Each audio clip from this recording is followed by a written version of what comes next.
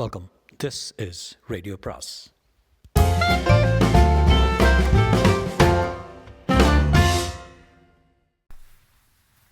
அனைவருக்கும் அன்பு வணக்கம். ராஜேஷ்குமாரின் நில் கவரி காதலி அத்தியாயம் 25. வாடகை காரிலிருந்து இறங்கி வந்து கொண்டிருந்த சுரபி, ரகு, கௌதம் ஆகிய 3 பேரையும் பார்த்ததும் தீனதயாளன் முகம் இருண்டான். ரகு இன்ஸ்பெக்டர் கண்ணபிரானை தயக்கமாய் பார்த்து கொண்டே தீனதயாளனுக்கு பக்கத்தில் வந்து நின்றான். சார், சுகிர்தாவை பற்றி ஏதாவது தகவல் கிடச்சதா சார்? இல்லை சார். சுகிர்தா காணாமல் போனதை பற்றி இன்ஸ்பெக்டர் அலெக்சாண்டர் கொஞ்சம் கூட கவலைப்படுற மாதிரியே தெரில சார். அவர் பாட்டுக்கு வேறு வழக்குகளை பார்த்துட்ருக்கார் சார். கமிஷனர்கிட்ட போய் சொன்னால் அவரும் எதையும் காதில் போட்டுருக்கதா தெரியல. மேற்கொண்டு என்ன பண்ணலாம்னு நீங்கள் தான் சார் சொல்லணும். நான் போலீஸ் கமிஷனர்கிட்ட பேசி பார்க்குறேன். இப்போது சுரபி கோபமாய் குறுக்கிட்டான். சார், இனிமேல் எந்த போலீஸ் அதிகாரிகிட்ட போய் பேசினாலும் அதனால் ஒரு பயனும் இருக்காது. சுகிர்தாவை கடத்திக்கிட்டு போனது மாஜி எம்எல்ஏ அருள்ராஜ் நல்லாவே தெரியும். இருந்தாலும் போலீஸ் எந்த நடவடிக்கையும் எடுக்கலை. காரணம், அருள்ராஜோட அரசியல் செல்வாக்கும் பணபலவும் தான். அந்த அருள்ராஜை போலீஸ் கவனிக்கலைன்னா நாங்களே கவனிச்சிட வேண்டிதான். தீனதயாளன் கையமர்த்தினான். கொஞ்சம் பொறுமையாக இருங்க சுரபி. அருள்ராஜோட மகன் மார்ட்டின் கலாட்டா பண்ணியதற்காக உங்கள் தங்க சுகிர்தா செருப்பை காட்டியிருக்கா. அந்த ஒரு காரணத்துக்காக சுகிர்தாவை கடத்திட்டு போயிருக்கலாம்னு நினைக்கிறது தப்பு. அருள்ராஜை பற்றி நானும் வெளியே விசாரித்து பார்த்தேன். பெண்கள் விஷயத்தில் அவர் ரொம்பவும் கண்ணியமாக நடந்துக்குவாருன்னு சொன்னாங்க. அது வரைக்கும் பேசாமல் நடப்பதை பார்த்து கொண்டு இன்ஸ்பெக்டர் கண்ணபிரான் பேச்சில் குறுக்கிட்டார். மிஸ்டர் தீனதயாளன், இவங்கெல்லாம் யார்? எதுக்காக காணாமல் போன பொண்ணை பற்றி பேசிகிட்டு இருக்காங்க? தீனதயாளன் எந்த பதற்றத்தையும் காட்டிக்கொள்ளாமல் இயல்பாய் பேசினேன். சார், இவங்க சுரபி என் ஆஃபீஸில் வேலை பார்த்து சேர்ந்து சில நாள் தான் ஆகுது. இவங்க தங்க தான் சுகிர்தா. கல்லூரிக்கு போன சுகிர்தாவை யாரோ கடத்திட்டு போயிட்டாங்க. கடத்திட்டு போனவங்க சுரபிக்கு ஃபோன் பண்ணி சுகிர்தா உயிரோட உங்களுக்கு கிடைக்கணும்னா 5 லட்சம் பணம் வேணும்னு கேட்டு மிரட்டியிருக்காங்க. சுரபி தான் என்கிட்ட வந்து இந்த விஷயத்த சொன்னாங்க. நானும் பணம் தயார் பண்ணிவிட்டு கடத்தல்காரன் சொன்ன இடத்துக்கு போனேன். யாரும் வரல. அப்புறம் போலீஸ்க்கு சொல்லிட்டோம்.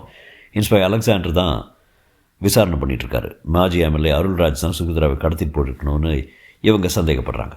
ரகு குறுக்கிட்டான். இன்ஸ்பெக்டர், நான் சுகிர்தாவோட காதலன். என்னோடய பேர் ரகு. என்னை பொறுத்த வரைக்கும் இப்போது சுகிர்தா உயிரோடு இருக்க வாய்ப்பே இல்லை. கடத்திட்டு போனவங்க அவளை நாசம் பண்ணி கெடுத்துருப்பாங்கன்னு நினைக்கிறேன் சார். கருவேலங்குப்பம் காட்டில் ஒரு இளம் பெண்ணோட பிணம் எரிக்கப்பட்டிருக்கு. அந்த உடம்பை பரிசோதனை பண்ணி பார்த்தபோது அது சுகிர்தாவை இருக்கலாம் என்பதற்கான சாத்தியம் இருந்தது. இன்ஸ்பெக்டர் கண்ணபிரான் தீனதயாளனை ஒரு புது பார்வையோடு பார்த்தார். தீனதயாளன் சார், உங்கள் பங்களாவில் பூஜை நடத்த வந்த நம்பூதிரிகள் கொலை செய்யப்பட்டதுக்கும் சுகிர்தா காணாமல் போயிருக்கிற இந்த சம்பவத்துக்கும் ஏதாவது தொடர்பு இருக்கலாமோ? தீனதயாளன் பதற்றப்படாமல் புன்னகைத்தான். என்ன சார் சொல்கிறீங்க? காணாமல் போன சுகிர்தாவுக்கும் கொலையான நம்பூதிரிக்கு என்ன சம்பந்தம் இருக்க முடியும்? மேலோட்டமாக பார்த்தா உங்கள் சந்தேகம் நியாயமானது தான். ஆனால் சுகிர்தா காணாமல் போன விஷயத்தில் அந்த கடத்தல்காரன் உங்ககிட்டையும் ஃபோனில் பேசியிருக்கான் இல்லையா? ஆமாம். நீங்களும் சுரபியும் சேர்ந்து போலீஸ்க்கு போயிட்டதா நினச்சி உங்கள் மேலே அவன் கோவப்பட்டிருக்கலாமே. சரி சார், நீங்கள் சொல்கிற மாதிரி என் மேலே கோவப்பட்டிருக்கலாம். ஆனால் நம்பூதிரி எதுக்காக கொலை செய்யணும்? நம்பூதிரியோட வழக்கை இன்னும் கொஞ்சம் ஆழமாக கிளறி பார்த்தா அதுக்கான காரணமும் கிடச்சிடும். எனக்கு இன்னொரு சந்தேகமும் இருக்குது தீனதயாளன். என்ன சார்?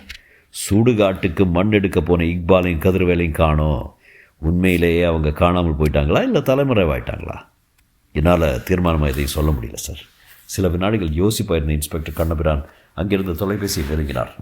ரிசீவரை எடுத்து எண்களை தட்டிவிட்டு பேசத் தொடங்கினார். B7 காவல் நிலையமா? ஆமாம். அங்கே இன்ஸ்பெக்டர் அலெக்சாண்டர் இருக்காரா? நீங்கள் யார்? இன்ஸ்பெக்டர் கண்ணபிரான். வணக்கம் சார், நான் எழுத்தர் ஏகாம்பரம் பேசுகிறேன் சார். அலெக்சாண்டர் இருக்காரா? சார், இன்ஸ்பெக்டர் ஒரு மாதம் விடுப்பு போட்டுட்டு கிராமத்துக்கு போயிருக்காரு. 1 மாதம் விடுப்பா? ஆமாம் சார். என்ன திடீர்னு? தெரில சார், நேற்று மத்தியானத்துலேருந்தே அவர் வேலைக்கு வரல. இன்ஸ்பெக்டர் கண்ணபிரான் ரிசீவரை வைத்துவிட்டு யோசனை நெற்றியை தேய்த்தார். பிறகு பக்கத்தில் இருந்த சுரபியிடம் திரும்பினார். ஒரு 2 நாளைக்கு பொறுமையாக இருக்குது சுரபி. இந்த வழக்குக்கு பின்னாடி ஒளிஞ்சிட்டு இருக்கிற எல்லா உண்மைகளையும் வெளியே கொண்டு வந்துடலாம். முடியுமா சார்? கண்டிப்பாக முடியும். தீனதயாளன்கிட்ட வேலை பார்த்துட்டு இருந்த இக்பாலும் கதிர்வேலும் திடீர்னு தலைமறைவாயிட்டாங்க. அவங்கள கண்டுபிடிச்சா போதும். அன்று இரவு 11 மணி. மருத்துவர் ராம்மூர்த்தி தன் மருத்துவமனையில் நோயாளிகளை பார்த்து முடித்துவிட்ட பின்புறம் இருந்த பங்களாவுக்கு புறப்பட்டு போக நினைத்தபோது அவரது செல்ஃபோன் குரல் கொடுத்தது. எடுத்து காதுக்கு கொடுத்தார். மறுமுனையில் தீனதயாளன். அவனது குரலில் பதற்றம். டாக்டர், நீங்கள் இன்னும் வீட்டுக்கு கிளம்ப போயில்லையே? இல்லை, ஏன்? அப்பாவுக்கு ரத்த அழுத்தம் அதிகமாகிடுச்சு, மயக்கமே விழுந்துட்டாரு. இப்போ அவரை காரில் ஆஸ்பத்திரிக்கு கொண்டு வந்துட்டுருக்கேன். இன்றைக்கி சாப்பிட வேண்டிய மாத்திரைகளை அப்போ சாப்பிட்டாரா? தெரியல டாக்டர். என்ன தீனதயாளன், இவ்வளோ அலட்சியமாக சொல்கிறீங்க? அதிக ரத்த அழுத்தம் இருக்கிறவங்களுக்கு ஒரு நாள் கூட மாத்திரை சாப்பிடாமல் இருக்கக்கூடாது. இதை நான் உங்ககிட்ட முதல்ல சொல்லியிருக்கேனே. மன்னிக்கணும் டாக்டர், எனக்கு இருக்கிற குழப்பத்தில் அப்பாவை சரியாக கவனிக்க மறந்துட்டேன்.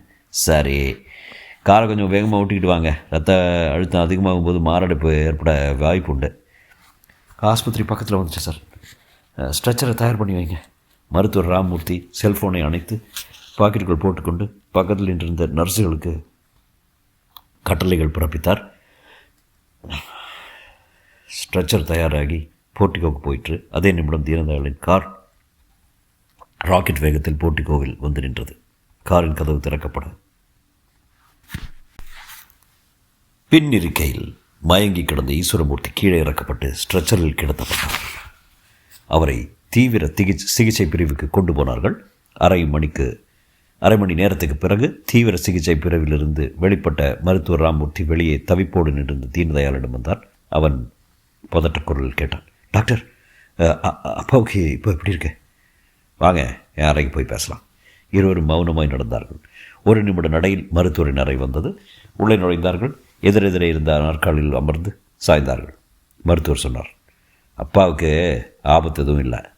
அவருக்கு மயக்கம் ஏற்பட இரத்த அழுத்தம் காரணம் கிடையாது. வழக்கமாக சாப்பிட்ற தூக்க மாத்திரையை அதிகமாக எடுத்துட்டார் போல இருக்கு. தீனதயாளன் புன்னகைத்தான். கூடுதலாக தூக்க மாத்திரையை பாலில் போட்டு கொடுத்தது நான் தான் டாக்டர். என்னது, நீங்களா? ஆமாம். எதுக்காக அப்படி? உங்களை பார்க்க நான் மட்டும் இந்த அர்த்தராத்திரியில் தனியாக ஆஸ்பத்திரிக்கு வந்தால் யாருக்காவது சந்தேகம் வரலாம். அதனால் அப்பாவை ஒரு நோயாளியாக்கி இங்கே கொண்டு வந்தேன். இப்போது மருத்துவர் ராமமூர்த்தி புன்னகைத்தார். சுகிருதாவை பார்க்க வந்தீங்களா? ஆமாம் டாக்டர். வாங்க போகலாம். மருத்துவர் எழுந்து நடக்க தீனதயாளன் ஆர்வமாய் பின்தொடர்ந்தான். தொடரும்.